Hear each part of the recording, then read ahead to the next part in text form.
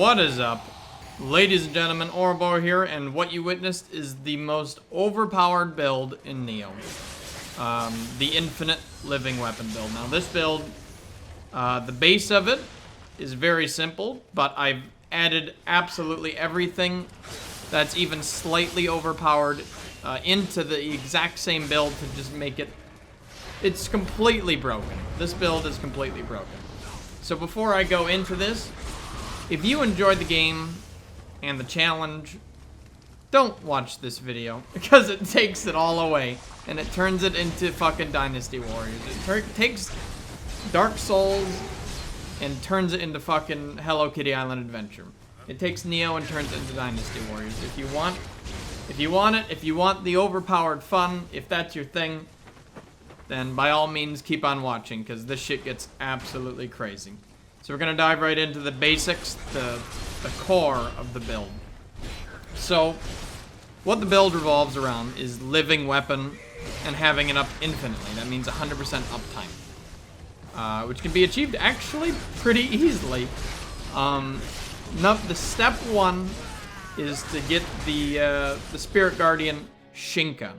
Now you can get Shinka in the 4th region, so about halfway through the game, on the submission called the Rising Shadows. Now the second you complete it and get Shinka, you can do the build. The reason we use Shinka is because of his insane stats. And let me show you how good Shinka really is. He's got an A- in action, which is when you swing, depletes your living weapon gauge, so it doesn't really matter at all. A+ is recovery, which is the most important bit, because when we get Amrita, our bar keeps on going up, and we can stay an infinite living weapon, and it's completely broken. Tenacity is C-, it doesn't really matter. And the Amrita gauge rate is C, which also doesn't really matter, but it's nice because we only have to pop 1 crystal to get our Shinka running. And it's insane. I think the only thing that can really get this build out of living weapon are the yokai ninjas when they do the super slice attack, when they back up and slice at you 1,000,000 times, and the fucking fire bone wheels. They can get you out of it instantly. So those are the only 2 things in the game you really have to be a little cautious about. Everything else, you don't even care about dodging anymore. You can just sit there and just face tank everything in the entire game, including the last boss. It's so broken. I don't know. It's fucking broken. So what are the benefits of this build? Okay, so obviously, number 1, living weapon. Your health bar is replaced by the living weapon gauge, and if you have it up infinitely, that means you're infinitely invincible. So you're immune to damage. Yep, you're completely invincible. You will not die. Unless you fall off a cliff like an idiot. So be careful for that. Gravity is still OP. You have infinite stamina. You can just spam attacks over and over and over and over and over. You don't need key gauges. You don't need to fucking do anything.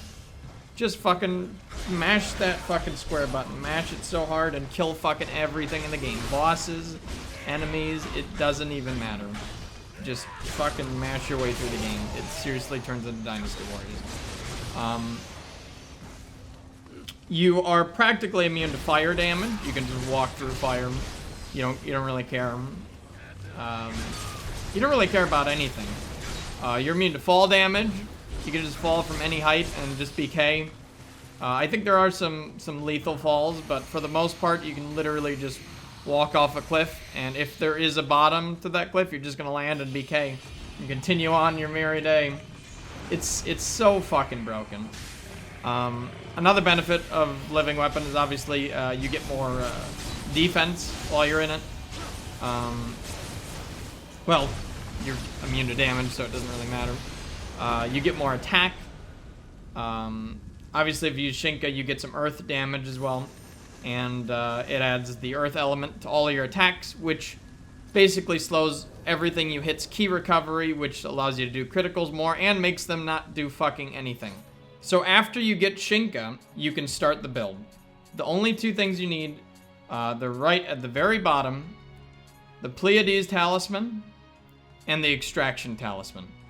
Now, both of these combined with Shinka allows you to keep living weapon up 100% of the time. As you can see, it only really takes 2 enemies to kill in the level, and then you just pop living weapon and you're good to go for the entire level. You can just, as long as you keep on killing, you're always going to have that bar. Something to note is that the Pleiades and the Extraction Talisman does have a duration. So the second it runs out, just repop it back up again and do it up. There's literally nothing stopping you from doing it even in front of enemies. It's so broken. But yeah, those are the base of the build.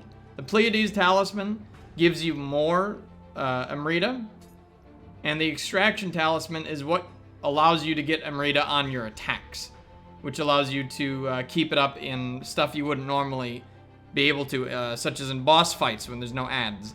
You can just keep on hitting the boss and get Amrita from him. So because of this, it's so dumb. And those are the 3 main core items of the build. All you need is Shinka, the Pleiades Talisman, and the Extraction Talisman, and you're set. But if you really want to take it a step further, like I have, there's some more advanced stuff you need to do. So, the Carnage Talisman basically gives you insane amount of attack and reduces your defense. But we're already super invincible, and honestly, I'm not sure if this affects living weapon at all. So it might be just free damage, and that's essentially what it is, considering nothing can kill you anyways. So you're going to want some Carnage Talismans to boost your damage by insane amounts. It's very good for this build. Another just completely broken magic talisman is the Sloth Talisman. This is at the very top of the magic page. It greatly reduces the movement speed of your enemy. That's a fucking lie. It fucking stops them. It fucking stops them. They can't fucking move. And,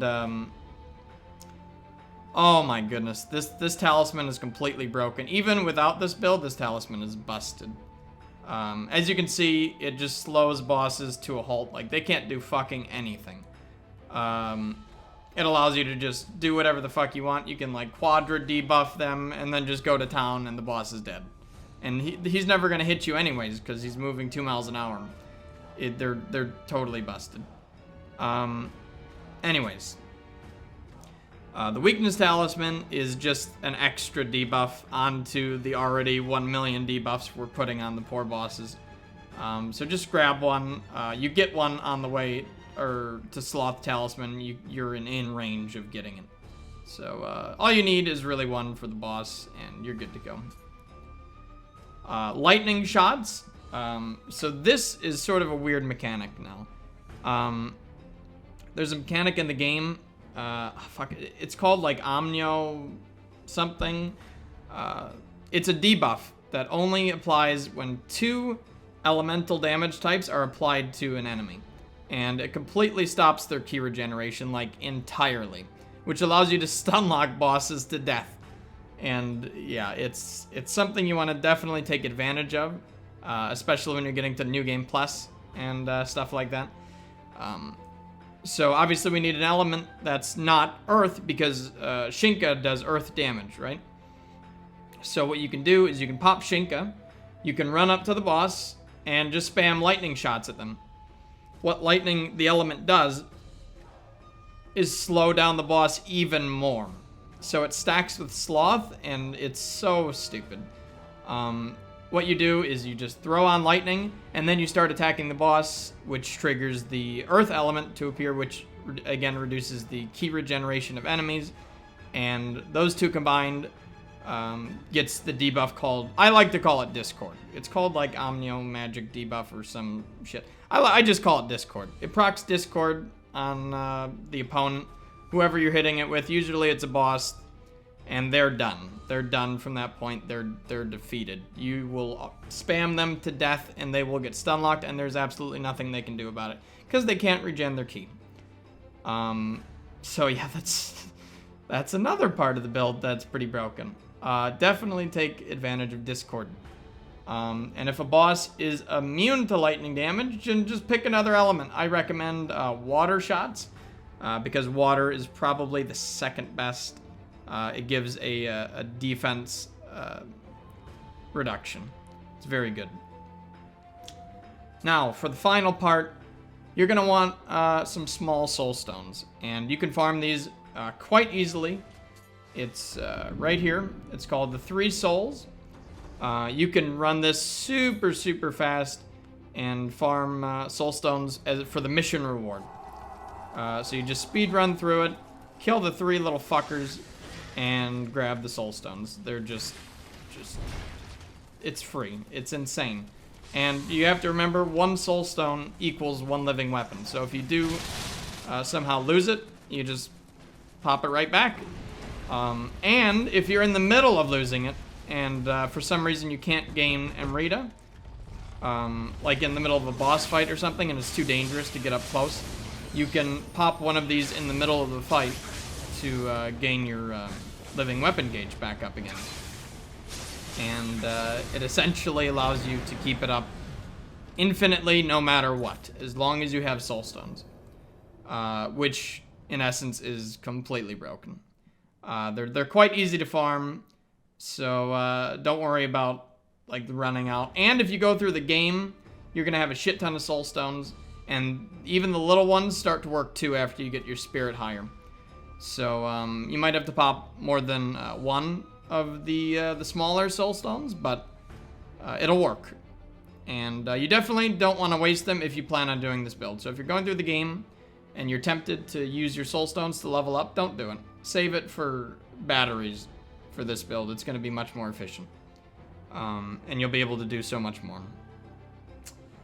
But yeah, that's the build in a nutshell, really. There's a couple other things I should mention. There's a time when you unlock the hidden tea house, and you get to pick a clan. You want to join the Date clan. I'm 100% sure that is not the right way to say it, but whatever. It increases the durability of living weapons by 100, and your living weapon duration by 5 seconds. So it's very good. It's the one you want if you're gonna do this build, for sure.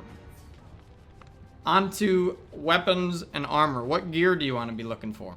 When you first start out the game, you may see, when you beat the Warrior of the West, you're gonna get blueprints to craft a weapon called the Rakiri. And the Rakiri is 100% the way you want to go for the build before you beat the game. It has a scaling and spirit, which is our main stat on this build. So any increases in spirit will affect your weapon as well. So it's completely just broken. This is pretty much all you want until you beat the game, and you get this weapon. Spoilers. You'll get this as soon as you beat the game. Change to attack. It's an A+ scaling in spirit. You're probably going to use it forever if you do this build. It's could get really, really insane. And mine's not even that well crafted, but just the spirit scaling alone makes it worth it. As we go down the list, the most important thing that you want on your sidearms, your guns, and your armor is Amrita earned. That means that every time you get souls, you get more souls, which is more of your bar, which is extremely important. You want to roll it on all of your pieces of gear, just because it's a white stat and it's super easy to get. So when you're gearing up for endgame, that is the stat you want to go for, aside from the obvious nice stuff you can get. Now you can get this set by farming this mission on the very last region, the Ghost of Sawayama, and the boss there will drop it 100%, because that's where I got the set bonus. And again, when you get into late game, you'll be able to craft the green version, which will be extremely helpful. Now for the helmet, we want the Omnio's Mage helmet. Just Keep an eye out for the crafting mats throughout the game. I'm not sure exactly where I got it, but I think you may do it just by going through the game. So kill some revenants, have a look for it. It's pretty common. What it does is it increases your magic casting speed, which is extremely important for the build, because obviously you're casting a lot. So less downtime equals more killing and faster clears, which is, yeah, the point of the build. Pretty nuts stuff. Pretty nuts stuff. For accessories, you want probably you want Magatamas. But other accessories can also be good. So you want to keep an eye out for just the stats. So what you're going to look for is, number 1, living weapon duration. As you can see, this accessory adds 1.5 seconds on top of my living weapon duration, which is already pretty insane, because Shinka has a high duration, and we have more duration from date, and we're getting it from all my stats here, and it's pretty nuts. You can also get living weapon duration from the tree. You're definitely going to want to max that stat out in the magic tree. So, all of these combined make for just the most insane broken build in Nioh. 100%, this is the most broken shit you can do.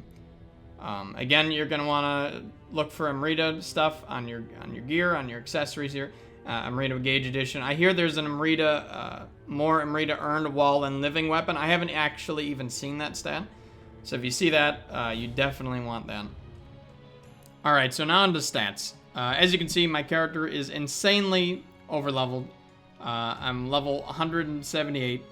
But again, everything you've seen is New Game Plus, and this build still just blows through any content the second you get Shinka. So anyone can do this at any level. All you need is Shinka and the Pleiades Talisman and Extraction Talisman. And with those 3, you're good to go no matter what. You're going to want 30 magic to obviously get all the magic for the build. The insanely overpowered magic, and to be able to equip them, it gives you the max capacity to equip all your talismans. So it's very important. You're going to want Spirit, obviously, to equip Shinka. I believe it's around 16 Spirit. I'm not sure, though, but you're going to want to level it anyways, because it's our main damage stat from Living Weapon and from your weapon scaling. Everything else you can sort of leave alone.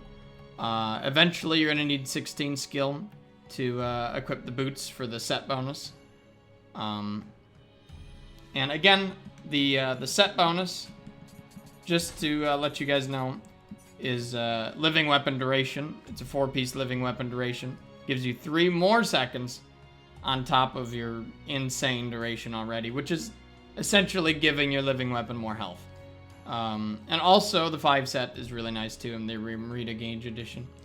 I have the dual swords in my offhand to give me that bonus as well. So I think that's about it, guys. Thanks again so much for watching this build video. I hope you guys enjoyed it. It took me quite a long time to theory craft and test. So, I think this one is probably the most broken build I've ever made, for sure. But it's so simple, and it's so broken in so many ways, it's hilarious. Regardless, I hope you guys enjoy it. I hope you guys have fun with the build. Let me know what you think in the comments below. And have fun annihilating Nioh. I'm going to leave you guys with some footage of some end game bosses. So if you don't want, like, the final boss of the game, the super secret final boss of the game, spoiled for you guys, don't watch the end of the video. Just turn it off now.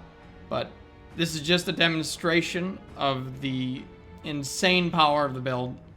So I hope you guys enjoy it. This is all on New Game Plus. And again, it's even better with a friend. So if you have a friend, tell them to use a different living weapon so you guys can pop Discord. So you don't have to worry about using the shots, and just go to town on the boss and just watch them get deleted. Footage of that will be shown in just a minute. So I hope you guys enjoy it. And again, thanks so much for watching. I'll see you guys soon. Bye-bye.